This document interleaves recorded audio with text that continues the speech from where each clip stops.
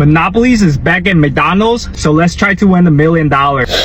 Millions of prizes, a Jeep, cars, Samsung TV, DoorDash, Grubhub, Peacock, Uber Eats. Just peel the stickers and see if you win anything. Real fish.